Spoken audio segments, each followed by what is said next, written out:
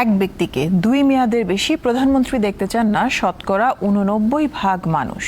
আর জাতীয় সংসদের উচ্চকক্ষে সংখ্যানুপাতিক বা পিআর পদ্ধতিতে আসন বণ্টন চান 71% নাগরিক। এছাড়া নির্বাচনকালীন দল নিরপেক্ষ সরকারের পক্ষে 83% বেশি মানুষ। সুশাসনের জন্য নাগরিক সুজন পরিচালিত জনমত জরিপে এমনটাই উঠে এসেছে। প্রস্তাবিত জাতীয় সনদ সামনে রেখে জনমত জরিপের উদ্যোগ নেয় বেসরকারি সংস্থা সুশাসনের জন্য নাগরিক সুজন। চলতি বছরের মে ও জুলাইয়ে 40টি প্রশ্নে সারা দেশে 1373 জনের মতামত এবং 15টি নাগরিক সংলাপের মাধ্যমে এটি করা হয়। মঙ্গলবার ঢাকা রিপোর্টার্স ইউনিটিতে সংবাদ সম্মেলনে তা তুলে ধরা হয়।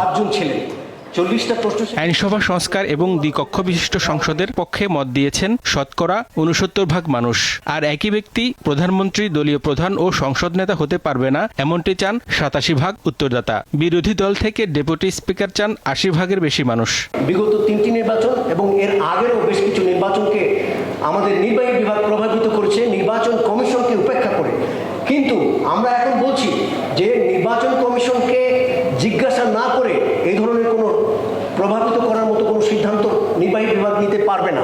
তিনি জানান, অবাধ ও সুষ্ঠু নির্বাচনের লক্ষ্যে 4 মাসের জন্য দল নিরপেক্ষ সরকার গঠন করা উচিত বলে মনে করেন বড় একটি অংশ। 2014, 18 এবং 24 সনের নির্বাচনের অনিয়ম, জালিয়াতি তদন্ত করে দায় নিরূপণের ব্যাপারে 79% উত্তরদাতা মত দিয়েছেন।